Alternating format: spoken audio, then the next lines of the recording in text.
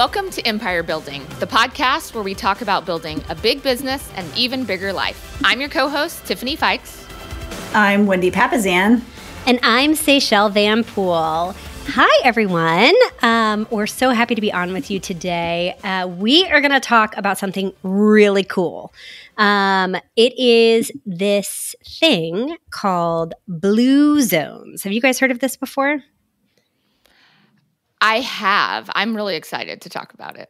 I'm really excited about it too. So I had heard about them, but I'm gonna admit my own ignorance here. I hadn't really dug into it before. And no, if you're wondering, it is not the Blue Man Group in Las Vegas. This is something totally different by a guy named Dan Buettner. And Dan was hired by National Geographic to go study the world's healthiest and oldest populations by National Geographic a long time ago. And he started studying in like these 5 different places where people, like the most people live to 100. And these got dubbed blue zones.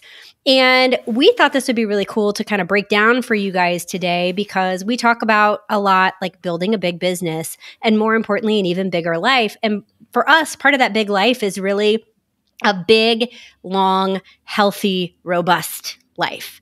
And so we are going to dive into this. You guys. You know, we read that book by Peter Attia, and he talks about health. He talks about health span. Yes. The book is called Outlive. We can put that in the show notes. I'll put it in there. Yeah. There's this idea.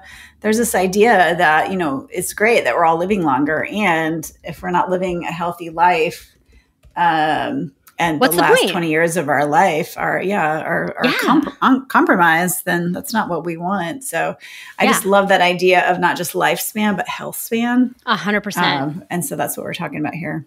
Yeah. So I think actually, that's fantastic. As a total aside, one of the best dates I ever went on was I saw the Blue Man Group in New York City. I got to see them too, and it's so fun. They're so fun. It's so fun. I was going to say, the Blue Man Group may actually operate like the Blue Zone. They do a lot, probably, of what we've talked about. Now That's there's some true. marshmallows involved, but that's true. That's true. Yeah, it was a Valentine's Day date, and we went to Benihana and then Blue Man Group. It was probably one of the best dates I ever went on. We actually went to the Blue Man Group for our honeymoon. We did our honeymoon in New York, and we saw that show. That was the show that we saw. So fun. When was that? I was not on a date with that, but it was fun. 2003. Was it the same? Were you there? No, we had left New York by then. So yeah, so close. So close. This would have been in the mid 90s. Yeah. Okay. Mid-90s. Shout out to Rick Perlstein. Who that was who the name Man. Yeah. That is awesome. Yeah. Rick, if you're out there, just know you left a lasting impression. Rick is a pretty famous New York Times bestselling author too, coincidentally. Do you only date do you have a best-selling authors? Yeah. I have dated a few. I'm sensing a type. Muse, apparently. You have good taste. You have good taste in authors. I love that. Well, yeah. So we're going to dive in today to the 9 habits that Dan breaks down in blue zones on how these populations live big, healthy lives. And something, if you want to dig deeper into this, that's really cool is he's now started consulting with cities. And so there's 4 different cities in the United States he's already consulted with. And I think this is really cool because there are 4 different areas. So he's worked with Beach Cities, California. He's reduced the obesity with the city by 25% and the tobacco use by 36% by these tweaks. Wow. He's gone to Albert Lea, Minnesota, and they've reduced the healthcare claims in that city. Albert Lea, Minnesota? Uh-huh. Cool. They've reduced the healthcare claims by 49% and have increased the life expectancy in that city by 3 years. Like, that's crazy. That's crazy. And in Fort Worth, they've been working to connect safe routes for kids from neighborhoods and areas into schools. So they're lowering the BMI of the childhood obesity population by actually giving kids like routes to their school. So it's really fascinating to me that this is not like you need to go revolutionize your world and completely change everything. His theory is if you change things about your environment and tweak them, not like drastically move to like Greece, but like you you make tweaks in your environment will adapt your behavior. And so we're going to talk about that today and dive into the 9 habits or tweaks that you can make in your life to live longer.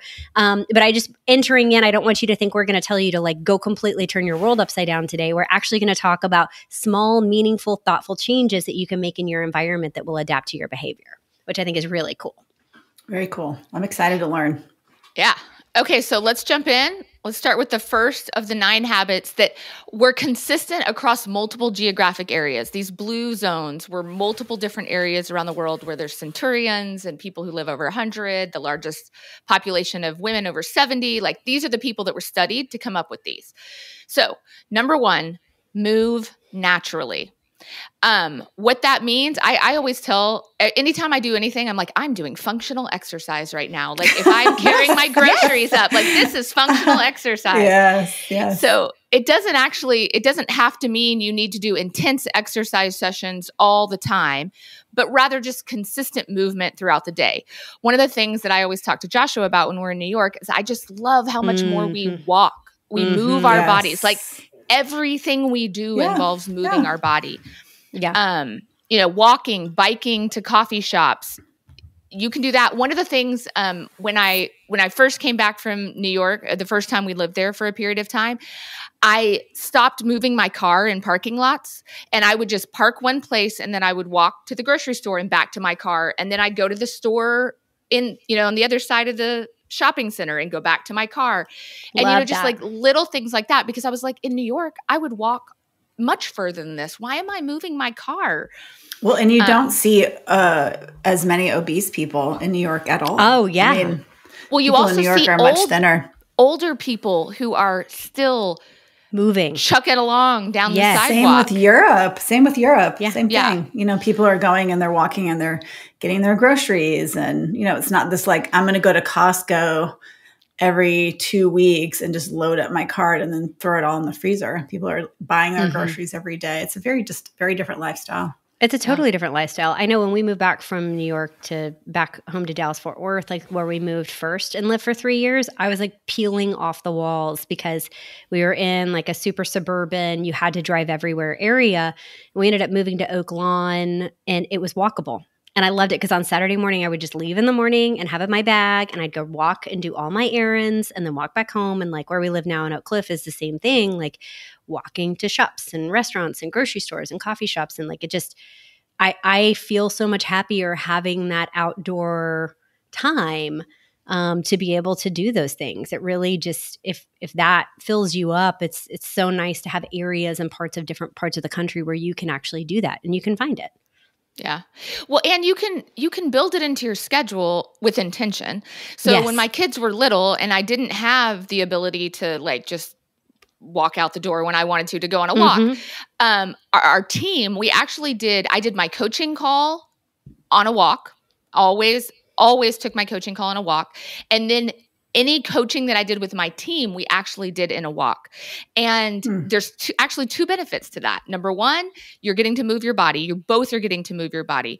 Number 2, better conversations happen without the intense eye contact. And so like they say to do it with your kids too. Like, when you want to talk to your kids about something, go on a walk because they'll talk to you more if they're not having to look you in the eye when they say whatever the uncomfortable thing is. And I saw that with my team too. Like they were willing to tell me more truth and more depth to what they were really feeling when we went on walks to do our coaching sessions. So we picked this, or we would create this really weird route through parking lots around the office, but like we made it work. And we did that for about 2 years because I needed the exercise. And then it had this other benefit for the business as well. That's awesome. So smart. Yep. Yeah. Well, and then number two habit is really just having purpose. So the Okinawans call it Ikigai. I'm probably not going to pronounce that right. And the Nicoyans call it plan de vida, which for both, it translates to why I wake up in the morning. And so you guys, you listeners know how important having a sense of purpose is and running towards your joy. And we talk about that a lot here. So for most of you, you probably nailed it. But for a lot of people out there, it's just, they think that they are born, go to work, pay their bills, and die. And the truth is, we're all here on this planet for a very special reason. And if you don't know what that reason is and you're not running towards it, then your job is to figure that out. So, and that doesn't necessarily mean work. So it could look like hobbies. It could look like volunteering. It could look like personal interests. It just having a sense of purpose literally linked people to longevity. I can remember I read a study once about elderly people in nursing homes who ended up living longer because they were given a plant to take care of. Yeah. So as small of a sense of a purpose as that. So I just would ask you guys, like, what hobbies, what purpose have you been working on lately? So, yeah. And the other thing is that he found that people who enjoy their work environment are just far more likely to have a best friend at work. And all the studies show that who you surround yourself with at work really matters. And people are a lot less likely to leave if they have relationships at work. So are we doing things as business owners to foster friendships on our team and businesses that really foster strong bonds? I know for us, COVID was amazing for our team because we were a relatively new team at that point. A lot of people had fallen out the year before. And so 2020 I worked really, really hard to create a lot of bonding on our team. And that has sustained us since then. Yeah. So, yeah. Well, and it's just a good reminder for me right now. Like, we need to make sure we're still doing that right now in real estate when the market is hard and all of that. Because that can easily be the first thing that slips away because everybody needs to put their head down and work. And so that's a good reminder for me. What are we doing at our work to foster the friendships and relationships that give people the purpose to enjoy their work more? So. Yeah. We just played mini golf this week, which was so fun. That's great. Yeah. We went out and played mini golf. That's awesome. Well, and then number 3, I love that I get to do this one because it's a good reminder for me personally that we need to downshift every day. And what that means is the reminder that chronic stress leads to inflammation, both in our nervous systems, but also in our neurological systems. And that's associated with every major age-related disease. Like, I when I was researching, I was like, ooh, that is a big deal. And I've told Wendy and Tiffany this, but I truly believe that my dad's Parkinson's flared more aggressively and younger because he was chronically stressed out and in the middle of a very heavy crisis moment in his business right before he turned 50. And I there's zero doubt in my mind that caused a much more aggressive early onset of Parkinson's. He might have gotten it later, but I do with all my heart believe that happened at an early age. So this one is especially personal for me, and that dear Seychelle, and maybe all of you too, but selfishly for me too, hey, stress lives in your body and sits on you. Yeah, Wendy. Well, one of the nice things, I just got back from Spain. So of course I'm looking at all these things through my Spain filter. And one of the great things that they do is they literally have a community lunch every day. Their day is set up. So from 2:30 to 4:30, they go home, they have a big lunch, they hang out with their family, they take a little nap, and then they go back to work. And, it's definitely different. And, it's a lovely, lovely break in the middle of the day. I mean, and people are, if you're gonna rush in and have a 15-minute lunch, people think you're insane. Yeah. It's literally the culture of the country where it's let's just enjoy it. Just have a glass of wine at lunch, Yeah. Well, and I love that because, what the world's longest living population have that we don't are routines to physically shred that. Shed and shred that stress. And so, to me, Wendy, what that is that this, and I love the Spanish culture. They have created a ritual around a physical decompression in the middle of the day. And like, in Japan, the Okinawans take a few moments each day to remember their ancestors. Like the Adventists in California, they pray. Like, in Costa Rica, they take a nap. Sardinians do a happy hour. So like each of these cultures have a something. And maybe if your culture doesn't do it, maybe your team does something to shred stress during the day, or your family does something. Like I know for me, I actually have on my alarm every day, I have an alarm set that's literally like a reminder. It's called my chill out alarm. And it literally is a reminder for me to just like take a moment and take some deep breaths and do some box breathing and like put all my tech away and like go do something that brings joy and like gets rid of stress. And so whether that could be like meditation or taking a nap or having, a cup of coffee or a glass of wine or a meal shared with someone or breathing or time outside, whatever that is, like identifying what will help you lower your cortisol and lower your stress levels on a regular basis, not like once a month where you need to take like a sabbatical, but like on a daily basis to really be able to sustain your energy and help you lower that stress. Yeah, one of the things that I started on our team, and I've told y'all about this before, but we have an end your day with a win. Like we have two always things. You always never have your phone at meetings, and you always end your day in a win. And that is because it's literally for this right here. Like at the end of your day, first of all, I want you to have an end of the workday, even though the industry doesn't, quote unquote, tell you to do that. But at whatever point of time is your end of the day, we get out our phone, we take a deep breath, we replay the day and find something that was a win. No matter how the day went to hell in a handbasket, there was something to be called a win. So you take a deep breath, you put win of the day into Slack, and then you put it away. And like that's your like rhythm of I love ending. that. Yeah. So that's awesome. I love that. So you steal it. I love it. It's so good. I had one of my agents had literally, she was like, this is the worst day in real estate I've ever had. And I was like, yep, I've had that day before. And that's why win of the day was created. You're going to get to the end of it and you're going to be able to put it away at the end. So yeah, it's a good rhythm to have. That's extremely cool.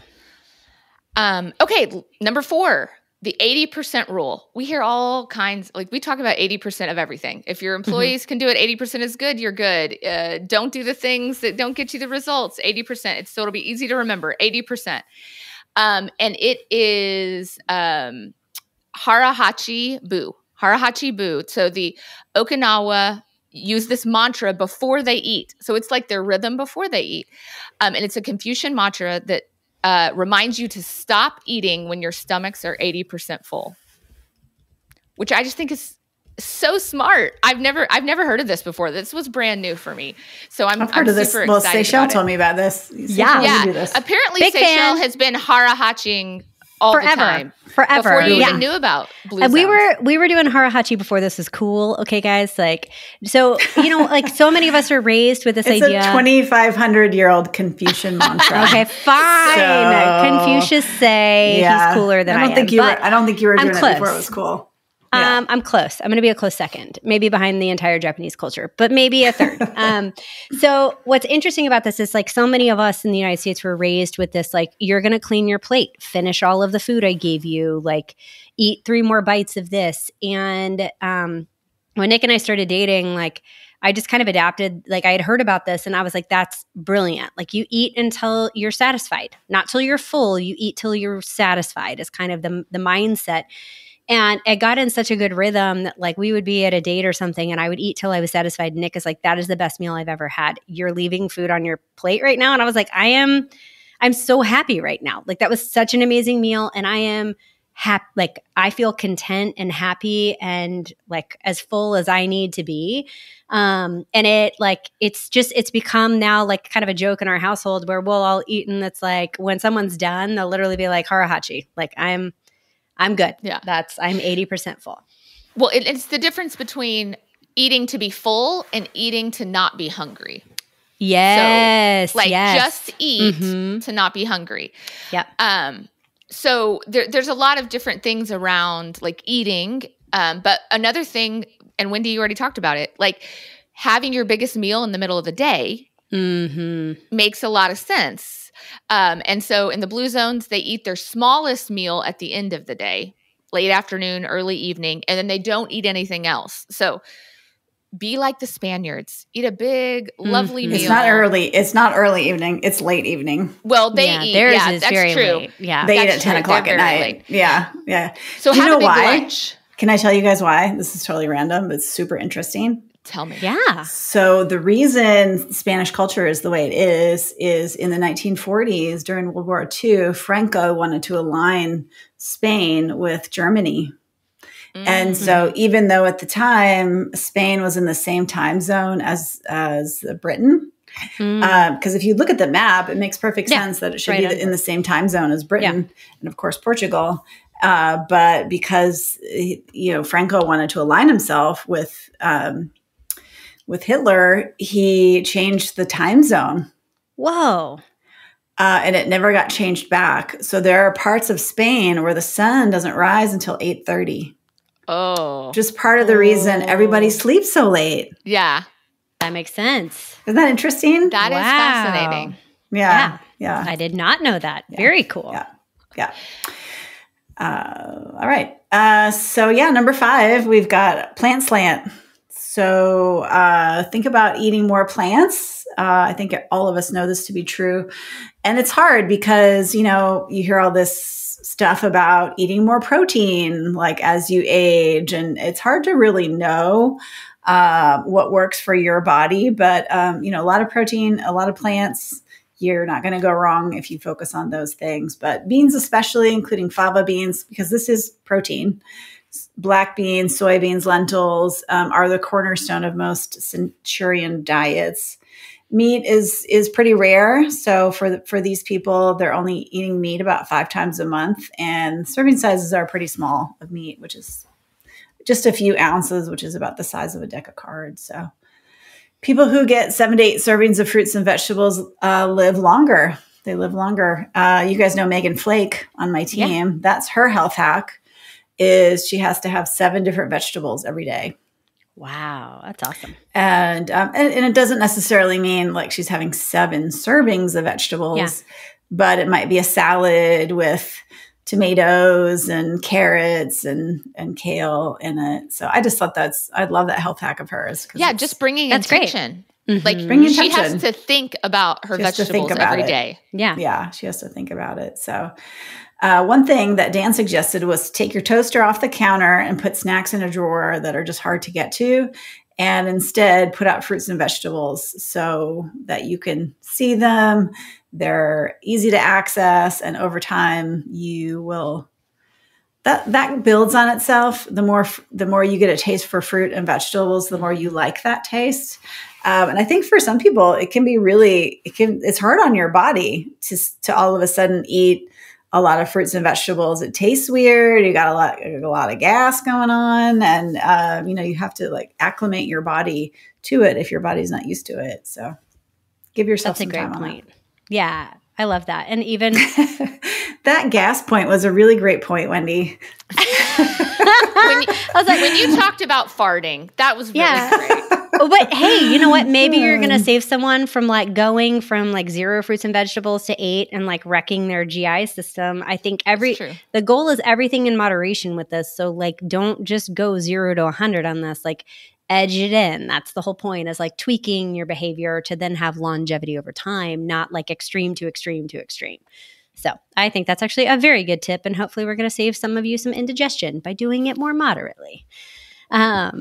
So if you fart less, just let Wendy know. That's the rule. So number 6 is wine at 5.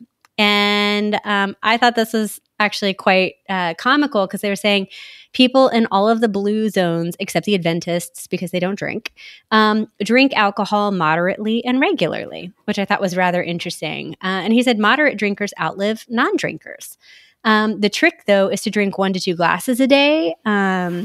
with friends or food, and not to save up like all of your drinks for 1 week and have like 14 on a Saturday. So it's, again, the moderation. But I thought what this represented for me more than anything was the idea of like, you don't have, if wine's your thing or whatever your thing is, maybe it's chocolate, I don't know. But like, it wasn't about sacrificing everything in order to live this long life. Like, moderation is a beautiful thing. And if you have something that brings you great joy, wine or something else, like, it's okay to do that in moderation. So I thought that was interesting. So wine at 5. I love it.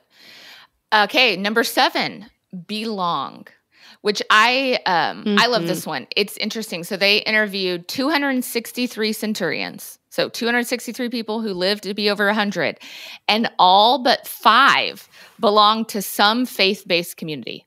Mm-hmm. I mean, that's a lot. That's crazy. Yeah, I was like, wow. That's 98% almost. Yeah. So denomination doesn't seem to matter in the study. Research shows that attending faith-based services 4 times per month will add 4 to 14 years of life expectancy. Wow. Yeah. That's amazing. That's amazing. So, belonging to a faith-based community is one of the things. And just people who have 6 hours of face-to-face interactions daily live longer.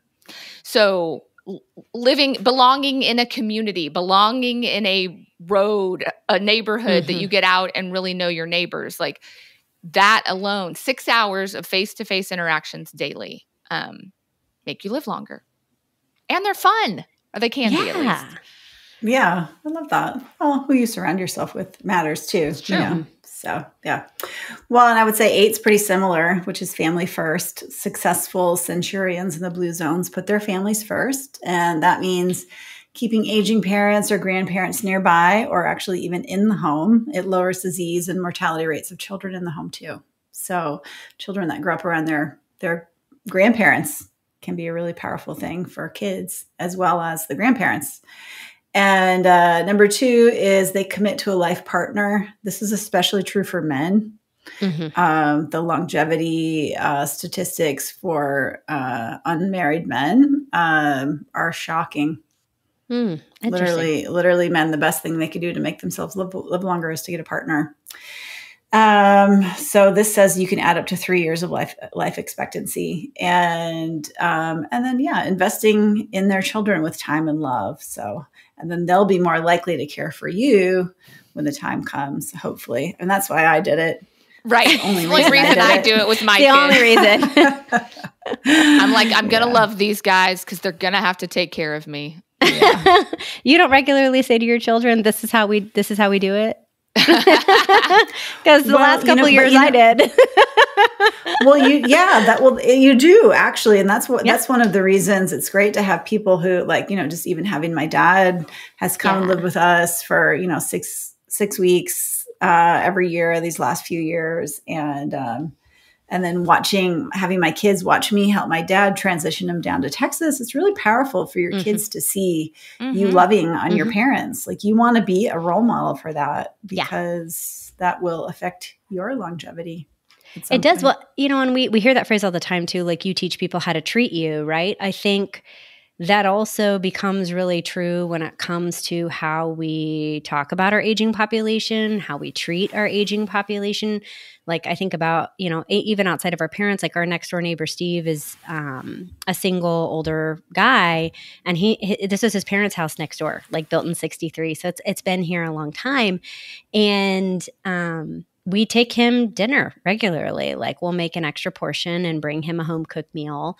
And having Quinn take it over. Like, I do think it's important to teach our younger generations how to treat our aging population, how to treat animals, how to treat the earth. Like, so I think it's totally spot on with that. I loved that. It's very true because we live in a country where we do a terrible job of that. Yeah. Like, our fabric, our community fabric is very broken in the United States. You go to many, many countries and there's literally no homeless people. Yeah. Because the community takes care of them. And here our community fabric is so broken. Yeah. Yeah. Well, and I think it's on us as leaders, and I know both of you have done this, and we work on this here in Dallas too. It's working on like, how do we all as leaders help become an example to help solve that problem? And I'm not going to pretend to have all the answers, but I do think it starts one person at a time and one example at a time. And slowly we start to bring those communities back together. And I think as leaders, we have an amazing opportunity, especially for those of us in the real estate world, to be examples for that. Because we literally help shape what community is in a big way. Well, and it can be really small. Yeah. It can be bringing your neighbor a meal once a year. I mean, it can be as small as that. So that's right. Or your new neighbor. It doesn't have to be some big groundbreaking thing. No, again, it's changing just one small thing. Like you don't have to revolutionize it. It's one small thing. And I think about even like, how many times do you have new people move on the block? Do you go and welcome them and get to know them and like ask about them? I've lived in communities where like I had to like beg to get to know my neighbors, and it felt so lonely and isolating, versus like in other communities we've lived in where the neighbors actually genuinely welcomed you and wanted to get to know you and let you know if your garage door was open. I mean, even just little bitty things build trust and community one step at a time. So yeah, it's you can start small and it all of a sudden becomes really big. The last one, which is number 9, I love because it ties so much into the 3 of our core values, which is having the right circle. And Dan calls it the right tribe, but I think for our world, it's the right circle, right? We know that the people you surround yourself with matter, and the people you spend the most time with matter, and your friends matter. They dictate a lot about your future and what your world looks like. And Dan researched this too and found that the world's longest living population, they either chose or were born into social circles that supported healthy behaviors. And so the Okinawans created MOAs is the name of the groups, which are 5 friends that commit to each other for life, which I thought was really cool. I love that. I know. Because I'm so in on that. That's not something, again, that we do. We don't commit to friendships for life. Sometimes we won't even have hard conversations to like save a relationship. Yes. Whatever. Like committing to 5 friends for life. I am here for that. Like that's amazing. Yeah, and it's a choice. I'm up for it. I love that it's like you're choosing that. And there are times if you're in a relationship with someone long enough that you are going to have to fight for that relationship. And that's important to realize too, is that friendships don't happen by, always just by happenstance for life. They happen by choice for life. And so I love also, that it was friendship is work. It is work. Yes. I think people think about having a marriage as work, but they don't really understand that anything worth having is work. And friendships are one of those. And you have to put time, energy, commitment, thinking, all of that into your friendships. Otherwise, they're not, it's not just going to happen spontaneously. You can't be friends with someone and not see them for 10 years and then all of a sudden it's still expect to reap the benefits from that. So yeah, I love that one. He was even showing research from the Framingham studies that show, things like smoking and obesity and happiness and even loneliness are contagious. And so paying attention to what your environment and impacting positively or negatively the choices that you make, the people that you choose, you kind of make your choices and then your choices choose you. So you have to kind of watch that. I thought was really interesting. Something Simon Sinek said that I thought was really interesting is he's long believed that Maslow's hierarchy of needs is upside down. He said, we talk about the need to have like food and water and shelter is kind of your top needs. And he said, and then below that is community. And he said, I have long believed that if you have community, your community is not going to let you be hungry, thirsty, or homeless. And, I think about even like Nick and I with our kind of our marriage covenant was like our friends and family will always have a warm bed to sleep in, a warm food, warm meal on the table if they want it, and something to drink in their hands if they ever need it.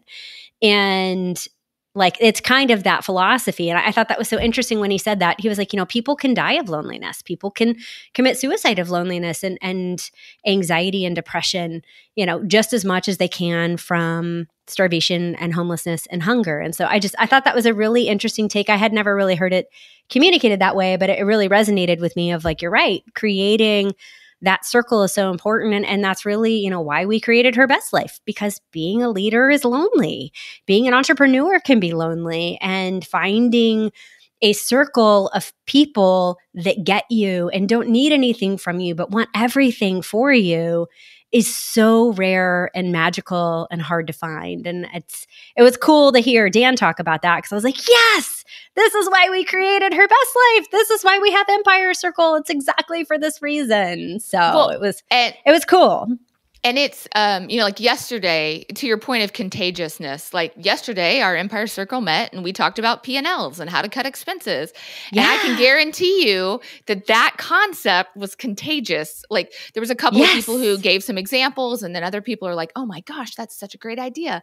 And they left like making plans to do better things for their P&L. So like, it goes in all the different avenues of your life. And that's what gets us so excited about Empire Circle. Yeah. Well, and I'll just remind everyone, by the time this podcast comes out, we'll be accepting new applications for our Empire Circle. So if any of this speaks to you, we do accept applications 4 times a year. And so one of our deadlines is going to be kind of end of April. And so if you are feeling called to apply, we would love to review your application. And don't forget that our big event is coming up in September. Our big Her Best Life event is coming up in September, which is in Miami this year. It's going to be amazing. I can't wait for this one. Yeah, we've got some really exciting things planned. And so get those tickets before they sell out. I love that. Well, you guys, I'm so thankful for our time together with this today, and hopefully you're taking something away that you can adapt in your environment to help you live your big life longer. And just to kind of review it, we talked about movement, right? And being outside in nature, finding your purpose, downshifting and removing that stress, right? Giving the hara hachibu, the eat until you're satisfied, not until you're completely full. Making sure those fruits and veggies are in there. Don't forget a little enjoyment of wine or chocolate or whatever your fun is. Find your sense of belonging, right? Find your sense of spirituality, or where your soul and spirit feels like it lives. Don't forget to put your family first. And last of all, remember that we here at Empire Building are here for you. Our Her Best Life community is here for you. And be here for each other and your communities, because your circle matters. So thanks for joining us today, guys. And if you loved this episode, please give us a 5-star rating and review, or share it with a friend, because that's how we spread the word. So thanks, guys. Bye, guys. Have a great week.